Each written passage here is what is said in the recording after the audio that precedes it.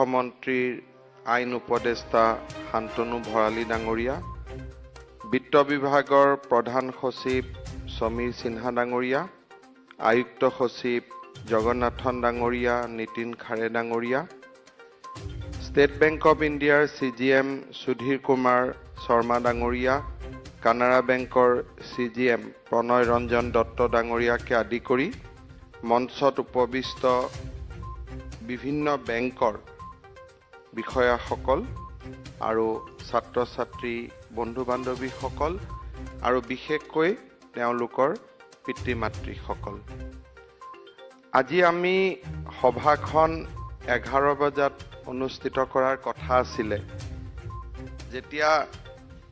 সময়টো ঠিক কৰিছিলোঁ তেতিয়া ভবা নাছিলোঁ যে আজি সূৰ্যগ্ৰহণ আছে। তাৰপিছত মনত এটা ভাবিলোঁ যে ইমান ভাল অনুষ্ঠান এটা হ'ব, গতিকে গ্ৰহণটো পাৰ হৈ যাওক, তাৰপিছত অনুষ্ঠানটো কৰিম। সেইকাৰণে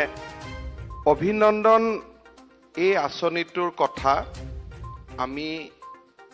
যোৱা ফেব্ৰুৱাৰী মাহত আমাৰ বিভাগৰ বিষয়াসকলৰ সৈতে আমি আলোচনা কৰিছিলোঁ। দৰাচলতে আমাৰ অসমত আহি আমাক কয় যে আমি IITত চিট পাইছোঁ, IIMত চিট পাইছোঁ, বা বিদেশত যাব খুজিছোঁ, বা বিভিন্ন ধৰণৰ তেওঁলোকৰ শৈক্ষিক কেৰিয়াৰৰ কথা আমাক আহি কয় আৰু খবৰ কৰে যে চৰকাৰৰ কিবা আঁচনি আছে নেকি। দুৰ্ভাগ্যবশতঃ আমাৰ হাতত তেনেকুৱা কোনো চৰকাৰী আঁচনি নাছিলে আৰু কোনোবাই হয়তো মুখ্যমন্ত্ৰীক সাহায্য পুঁজিৰ পৰা অলপ পুঁজি পালে, কোনোবাৰ হয়তো আমাৰ বিধায়কসকলে বা মন্ত্ৰীসকলে কৰবাত কিবা পাৰি কিবা কৰি দিলে। কিন্তু আমি সদায়ে উচ্চ শিক্ষাৰ বাবে আগবাঢ়িব খোজা শিক্ষা, বিশেষকৈ ছাত্ৰ ছাত্ৰীসকলৰ কাৰণে ষ্ট্ৰাকচাৰ্ড বা ইনষ্টিটিউচনেলাইজ স্কিম এটাৰ অভাৱ আমি অনুভৱ কৰি আহিছিলোঁ। আমি বিভিন্ন কাৰণত বেংকৰ লগত প্ৰায় সঘনে কথা পাতি থাকোঁ আৰু এনেকুৱা আলোচনাত তেওঁলোকে আমাক জনাইছিলে যে অসমত প্ৰায় 15,000 ল'ৰা ছোৱালীয়ে এতিয়ালৈকে এডুকেশ্যন লোন লৈছে। কানাড়া বেংকে প্ৰথম আৰম্ভ কৰিছিল এডুকেশ্যন লোনৰ ব্যৱস্থা আৰু লাহে লাহে প্ৰায়বিলাক বেংকেই এডুকেশ্যন লোন দিয়া আৰম্ভ কৰিছিলে আৰু এতিয়া প্ৰায় 15,000 ছাত্ৰ ছাত্ৰীয়ে বিভিন্ন সময়ত এডুকেশ্যন লোন ল'লে। আৰু এটা খুব ভাল যিটো পৰিসংখ্যা, এই পৰিসংখ্যাটো আছিল যে এডুকেশ্যন লোনত NPAৰ সংখ্যাটো খুবেই কম, অৰ্থাৎ নন পাৰফৰ্মিং এছেটছ বুলি আমি যাক কওঁ, সেয়া খুবেই কম। তাৰমানে ইয়াত দুটা কথা স্পষ্ট হৈ পৰে যে আজি আমাৰ অসমত এছাম পিতৃ মাতৃ বা ছাত্ৰ ছাত্ৰী আছে যিসকলে বেংকৰ পৰা লোন লৈ পঢ়িছেও আৰু সময়মতে বেংকৰ পৰা লোন ঘূৰাই দিয়াৰ যিটো ব্যৱস্থা, সেই ব্যৱস্থাটো তেওঁলোকে আৰম্ভ কৰিছে। ব্যৱসায় কৰাৰ কাৰণে মানুহে লোন লয়, NPAৰ সংখ্যা বহুত বেছি, কিন্তু পঢ়িবৰ কাৰণে আমাৰ ল'ৰা ছোৱালীসকলে যি লোন লৈছে, বহুতে হয়তো পঢ়া শুনা কৰাৰ পিছত ভাল কৰ্মসংস্থাপন পাইছে আৰু বহুতে হয়তো জীৱন যুদ্ধত এতিয়াও যুঁজ কৰি আছে, কিন্তু বেংকৰ পৰা লোনখিনি তেওঁলোকে সময়ত ঘূৰাই দিয়াৰ প্ৰচেষ্টা কৰিছে। এই গোটেই কথাখিনি আলোচনাৰ পিছতে আমি কনচেপচুৱেলাইজ কৰিছিলোঁ যে যিসকলে বেংকৰ পৰা লোন লয় তেওঁলোকৰ কাগজ পত্ৰ বেংকে পৰীক্ষা কৰে, তেওঁলোকৰ একাডেমিক যিটো ৰিজাল্ট বা একাডেমিক এক্সেলেন্স সেইটো বেংকে পৰীক্ষা কৰে। ৰাজ্য চৰকাৰৰ পৰীক্ষাতকৈ বেংকৰ স্কুটিনি আৰু বেছি ষ্ট্ৰিক্ট বুলিয়ে ক'ব পাৰি। হয়তো ৰাজ্য চৰকাৰে কিবা স্কুটিনি কৰিলে কাৰোবাৰ ৰিকমেণ্ডেশ্যনৰ কথা আহিব, কিবা আহিব, কিন্তু বেংকে যেতিয়া স্কুটিনি কৰিব এইটো মোৰ অবজেক্টিভ হয় আৰু একাডেমিক এক্সেলেন্স ঘূৰাই দিব বিচৰা সততা এই গোটেইখিনি বেংকে এটা ডিউ ডিলিজেন্স কৰি লয় আৰু বেংকৰ পৰা যিখিনি ল'ৰা ছোৱালী এডুকেশ্যন লোন লয় তেওঁলোকক ৰাজ্য চৰকাৰে বিশেষ আৰু দুবাৰ পৰীক্ষা কৰাৰ প্ৰয়োজনীয়তা নাথাকে এনেকুৱা এটা ধাৰণাৰ ওপৰত ভিত্তি কৰিয়ে আমি অভিনন্দন বোলা আঁচনিটো আৰম্ভ কৰিছিলোঁ যে যিসকলে বেংকৰ পৰা লোন ল'ব এই বছৰৰ পৰা তেওঁলোকক আমি একাউণ্টত 50,000 rupeesৰ ওৱান টাইম সাবসিডি এটা আমি আগবঢ়াম তেতিয়া আমাৰ আৰু এটা চিন্তা আহিলে যে এই বছৰটো মাত্ৰ 600-700 ল'ৰা ছোৱালীয়ে ল'ব যিসকলৰ একাউণ্ট এতিয়াও এলাইভ হৈ আছে অৰ্থাৎ ঘূৰাই দিয়াৰ প্ৰক্ৰিয়া চলি আছে সম্পূৰ্ণ হোৱা নাই তেওঁলোকলৈকেও আঁচনিটো সম্প্ৰসাৰণ নকৰোঁ কিয় তেনেকুৱা চিন্তা ধাৰণাৰ ভিত্তিত আমি এই আঁচনিটো আৰম্ভ কৰিলোঁ যে যিমান ছাত্ৰ ছাত্ৰী কোনোবাই হয়তো আজিৰ দিনত চাকৰিও পাইছে চাকৰিও কৰি আছে কিন্তু যিটো সময়ত চৰকাৰৰ পৰা তেওঁলোকে কিবা এটা সুবিধা আশা কৰিছিল আমি একোৱে কৰিব নোৱাৰিলোঁ হয়তো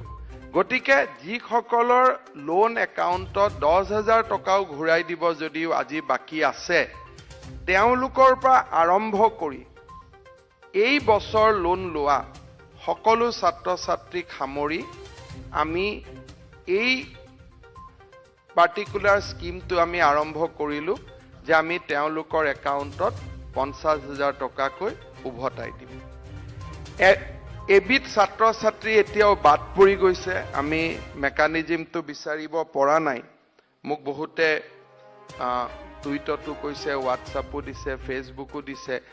কিছুমান ল'ৰা ছোৱালী যেনেকে IIT দিল্লীত পঢ়ি আছে দিল্লী ব্ৰাঞ্চৰ পৰাই তেওঁলোকে লোন লৈছে কোনোবা ISM ধানবাদত পঢ়ি আছে তেওঁলোকে ধানবাদৰ ব্ৰাঞ্চৰ পৰাই লোন লৈছে কিন্তু তেওঁলোকৰ লগত আমাৰ বাকি ৰাজ্যৰ বেংকবিলাকৰ লগত আমাৰ সম্পৰ্ক নাই বাবে আমি স্কিমটো হয়তো অসমীয়া ল'ৰা হৈও বাহিৰা ষ্টেটত লোন লৈ তাতেই পঢ়ি থকা ল'ৰা ছোৱালীখিনিক আমি এতিয়াও সামৰিব পৰা নাই কিন্তু আমাৰ প্ৰচেষ্টা এটা থাকিব যে কেনেকে ইণ্টাৰ বেংক ৰিলেশ্যনশ্বিপ এটা এষ্টাব্লিছ কৰি তালৈকেও তেওঁলোককো আমি এই স্কিমটোত সামৰি লোৱাৰ সেই প্ৰচেষ্টাটো আমাৰ অব্যাহত থাকিব আৰু আমি তেনেকে মডিউলটো আমাৰ ছফটৱেৰত মডিউলটো ডেভেলপ কৰাৰ আমি প্ৰচেষ্টা এটা কৰি আছোঁ বাট নেভাৰডিলেছ আজি আমি সেইসকল ষ্টুডেণ্টছক নিমন্ত্ৰণ কৰিছোঁ যিসকলে এই আঁচনিটো পোৱাৰ পিছত তেওঁলোকে আমাৰ পৰ্টেলত আবেদন কৰিছিলে কমপ্লায়েন্স বা ডিউ ডিলিজেন্স বেকএণ্ড আছিলে আমাৰ ছাত্ৰ ছাত্ৰীসকলে কৰিবলগীয়া একোৱে নাছিলে আপোনালোকৰ পৰা এপ্লিকেশ্যন পোৱাৰ লগে লগে আমি ষ্টেট লেভেল বেংকিং কমিটি বুলি কয় SLBC বুলি কয় which is a collective platform of all bankers আমি তেওঁলোকক সেই কাগজখিনি দিছিলোঁ আৰু তেওঁলোকে গোটেইখিনি চাই পেলাই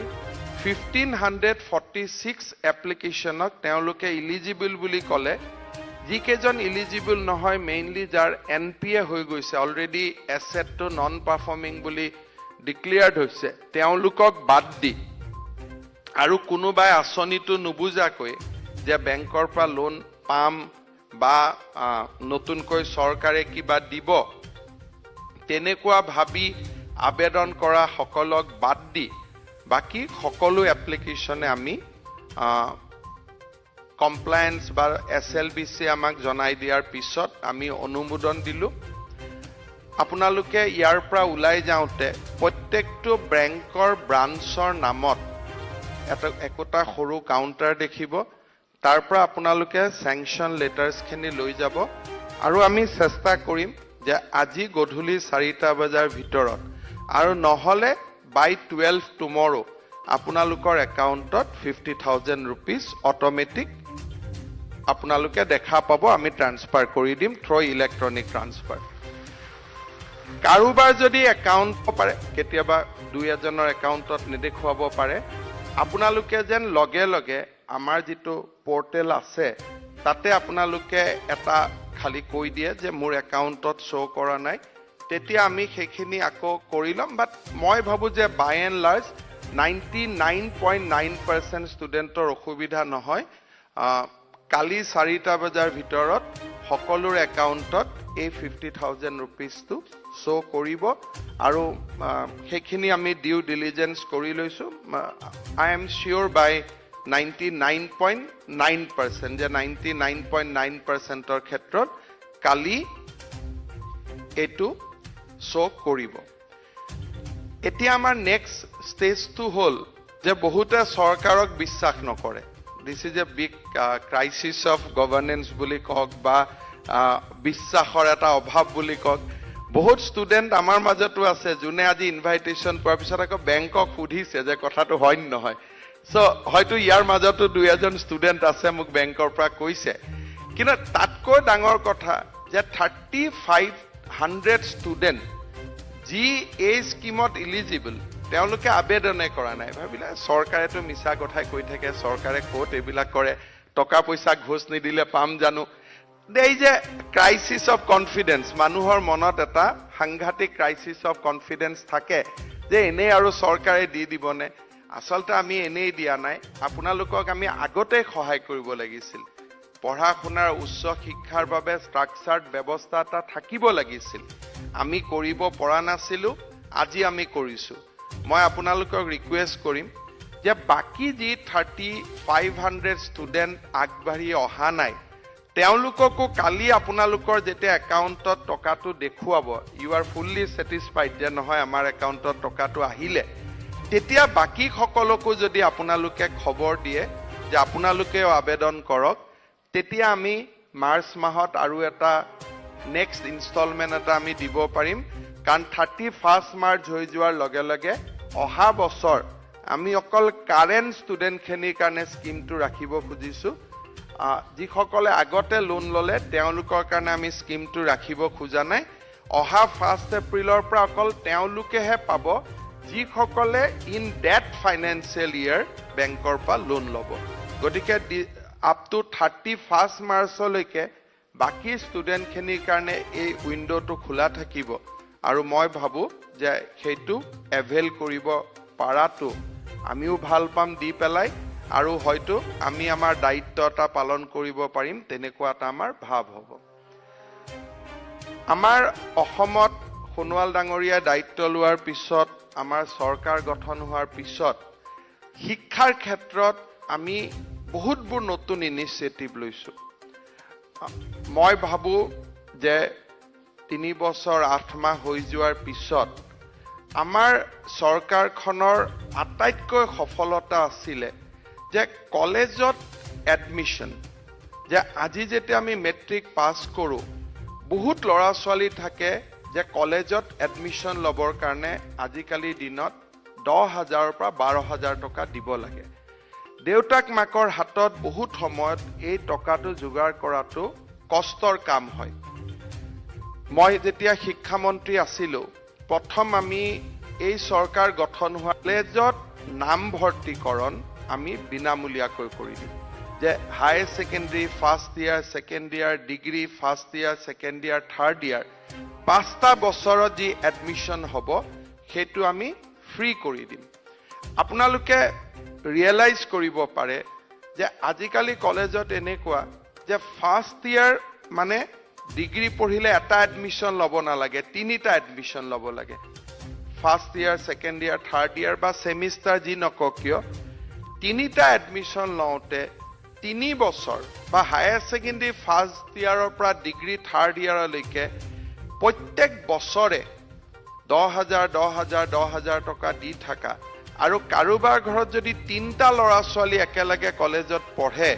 30,000 যে কেনেকে মানুহৰ জীৱনত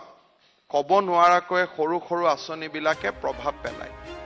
মোৰ মনত আছে 2017 চনৰ শেষৰ ফালে মই হদিয়াত গৈছিলো হদিয়া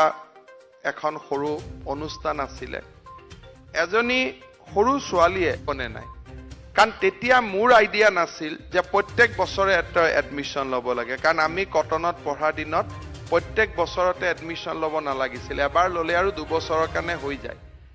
তেতিয়া মই ভাবিলো এটো বছৰে বছৰে কি এডমিশন ছোৱালী জনীক মই মাতি আনিলো যে ভণ্টি আমিতো দিলো ফাৰ্ষ্ট ইয়াৰ তুমিতো ফ্ৰী এডমিশ্যন পালা বোলে নহয় ছাৰ মই ফাৰ্ষ্ট ইয়াৰ ফ্ৰী এডমিশ্যন পালো সেকেন্ড ইয়াৰটো ফ্ৰী দিব নে নাই মই সেকেন্ড ইয়াৰ কি ফ্ৰী দিব লাগে এবাৰটো এডমিশ্যন হৈ গ'ল ওচৰতে এজনে মাত দিলে যে নহয় আজিকালি প্ৰত্যেক বছৰত এডমিশ্যন ল'ব লাগে তা মই ক'লো যে মই এইটো নাজানো মই গুৱাহাটীত গৈ মুখ্যমন্ত্ৰীৰ লগত আলোচনা কৰি উইল টেক এ কল কাৰণ ফাৰ্ষ্ট ইয়াৰ হ'ব বুলিহে আমি কৰিছিলো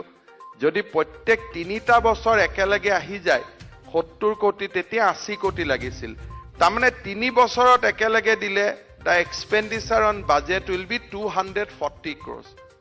বহুত ডাঙৰ স্কিম হৈ যায় তেতিয়া মোক ছোৱালীজনীয়ে ঘপক কৰি ক'লে যে ছাৰ মোৰ দেউতাই ঠেলা গাড়ী চলাই ফ্ৰী এডমিশ্যন হয় বুলিহে মোক এডমিশ্যন দিলে আপুনি মোক সোনকালে কৈ দিব যদি সেকেন্ড ইয়াৰ ফ্ৰী এডমিশ্যন নহয় তেতিয়ালে এতিয়াৰ পৰাই কিবা এটা মই বাহানা লগাই কলেজত অহা বন্ধ কৰি দিব লাগিব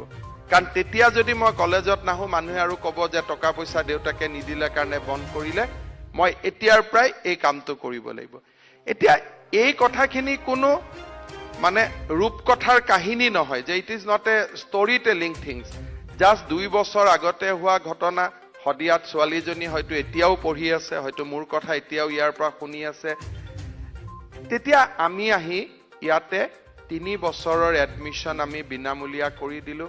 আজি higher secondary first year second year degree first year second year third year 5টা বছৰ এডমিশ্যন তেতিয়া 1 লাখ টকালৈকে আমি ইকনমি দিছিলো যে ইনকাম হ'ব লাগিব এতিয়া আমি 2 লাখ টকালৈকে বঢ়াই দিলো ভাৰ্চুৱেলি আজি আমি কলেজৰ এডমিশ্যন সম্পূৰ্ণ ফ্ৰী কৰি দিলো এণ্ড এই স্কিমটোৱে মানুহৰ জীৱনত কিমান স্পৰ্শ কৰিছে হদিয়াৰ কাহিনীটো তাৰ পিছত মই মঙ্গলদৈ কলেজত গৈছিলো তেনেকে যেতিয়া কলেজ বিলাকত যাওঁ যাৰ কোনো বেলেগ কথাৰ লগত সম্পৰ্ক নাই পঢ়িব আহিছে their intention is only to study বেলেগ কথাৰ লগত কথা নাই উলাই আহিয়ে কয় ছাৰ ফ্ৰী এডমিশ্যনত আমি পঢ়ি আছো So this is the kind of satisfaction, this is the kind of scheme we are doing. আজি গুৱাহাটীত বহি থকা আমি বহুতে নাজানো যে পাঠ্যপুথি ক্লাছ 8 লৈকে বিনামূলীয়া পাঠ্যপুথি আছিলে 9th ৰাজনীতি কৰো মানুহৰ লগত কথা পাতো 9ৰ কিতাপ একেলগে যেতিয়া 6খন কিতাপ কিনিব লাগে ইট কষ্ট 3000 rupees সমস্যা হয় আজি অংকখন কিনি দিয়ে কালি ভূগোলখন কিনি দিয়ে কালি বুৰঞ্জীখন কিনি দিয়ে বহুত ষ্টুডেন্ট আছে জুনে দেউতাকে এখন কিতাপ কিনি দিওতে ক্লাছ 9ৰ শেষলৈকে পুৰা কিতাপ যোগাৰ কৰিব নোৱাৰে আজি আমাৰ চৰকাৰ হোৱাৰ পিছত 9 10 11 12 আমি বিনামূলীয়া দিয়াটো ডাঙৰ কথা নহয় but in the first month of educational year প্ৰথম মাহতে আমি কিতাপখিনি হাতত তুলি দিও মোৰ মনত আছে ময়ো পঢ়োতে মোৰ দেউতাৰ পৰা কিতাপ কিনুতে 3 মাহ কিতাপখিনি যোগাৰ কৰোতে 1984 তে আমাক লাগিছিলে কিন্তু আজি অসমৰ ষ্টুডেন্টে হায়াৰ সেকেন্ডাৰী সেকেন্ড ইয়াৰলৈকে সকলো কিতাপ ফাৰ্ষ্ট মই টু বি সেফ সাইড এক মাহ বুলি কৈছো কাৰণ আজিকালি শব্দ এটা ভুল হলে পেপাৰত বহুত টিভিত বহুত আলোচনা কৰে But actually in the first 1 week of the academic year, আমি কিতাপখিনি হাতত তুলি দিও এইবাৰ আমি এটা আঁচনি লৈছো যে চাহ বাগিচাত যিমান লৰা ছোৱালী মেট্ৰিক আৰু হায়াৰ সেকেন্ডাৰী পাছ কৰিব তেওঁলোকক আমি মান বছৰত 10000 কৰি আমি তেওঁলোকক ডিবিটি কৰিম যাতে তেওঁলোকে পঢ়িব পাৰে এক্সপানশন অফ ইউনিভাৰ্সিটি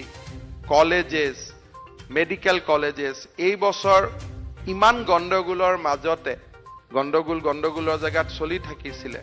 তাৰ মাজতে আমাৰ স্বাস্থ্য বিভাগৰ বিষয়া কৰ্মচাৰীসকলে silently probably nobody will recognize those things আমি ডিফুট এখন নতুন মেডিকেল কলেজ কৰি পেলালো এমচিআৰ এজন ইনস্পেক্টৰ যোৱাৰ আগতে তেওঁ মোক হোৱাটসঅ্যাপ কৰিছে যে ডিফুটৰে জায়গাত ইন এ হিল ডিস্ট্ৰিক্ট কোনোবাই মেডিকেল কলেজ কৰিব পাৰে আমি চিন্তাও কৰিব পৰা নাছিলো so that kind of things we are doing on ground মোৰ একো নহয় কিন্তু 100 জন লৰা অহা 100 বছৰ ডক্টৰ হৈ থাকিব ডিফু মেডিকেল কলেজত কোনে ভাবিব যে অসমত যেতিয়া চাৰিওফালে গোটেই পৰিৱেশ অন্ধকাৰ চিহ্ন পৰিৱেশৰ মাজতো some officers has walked silently in a hill district like Difu and gifted a medical college to the society. কিমান আৰ্তজনৰ চিকিৎসা হ'ব তাতকৈ 100 জন লৰাই যি মেডিকেল কলেজ পঢ়িবৰ কাৰণে বাহিৰত গ'লহেঁতেন আজি সেই 100 জন লৰাই ডিফুত গৈ পেলাই মেডিকেল কলেজ পঢ়িব অসমৰ দৰে ৰাজ্যত এইবাৰ 7খন মেডিকেল কলেজ হ'ব মই পঢ়ি থকা দিনত মোৰ 20 বছৰ যদি মই টোটেল একাডেমিক ইউনিভাৰ্চিটিলৈকে পঢ়িছিলোঁ কুইজত অসমত মেডিকেল কলেজ কেইখন 3খন বিশ্ববিদ্যালয় কেইখন 2খনেই লিখি থাকিলোঁ পৰীক্ষাত কিন্তু আজি ল'ৰা ছোৱালীয়ে পৰীক্ষাৰ প্ৰশ্ন কাকত লিখোতে দেউতাকক সুধিব লাগিব লগত সুধিবলৈ মেডিকেল কলেজ কেইখনে হলো কাৰণ এইবাৰ যোনে 6খন বুলি লিখিব হি ৰং আনসাৰ পাব 7খন লিখিব লাগিব অহাবাৰ যোনে 7খন বুলি প্ৰিপেয়াৰ কৰি যাব লাগিব লখিমপুৰত এখন মেডিকেল কলেজ হৈ যাব অহা বছৰ পৰীক্ষা দিয়ে মানে he will get nil marks কাৰণ 8খন হৈ যাব তেতিয়ালৈকে সো এই ধৰণৰ এটা শৈক্ষিক জাগৰণ বিপ্লৱ আজি আমাৰ ৰাজ্যখনত হৈছে ৰাজ্যখনৰ এই পোহৰৰ যাত্ৰাক ধৰি ৰখাৰ দায়িত্ব আমাৰ সমস্যা বহুত আছে সমস্যা আছে প্ৰত্যাহ্বান আছে বহুত সময়ত বহুত মনত প্ৰশ্নৰো উদ্বেগ হয় আজি ৰাতিপুৱা মই ইয়ালৈকে আহি থাকোতে লৰাজনে কাজিৰঙাৰ পৰা মোক লৰাজনে ফোন কৰিছে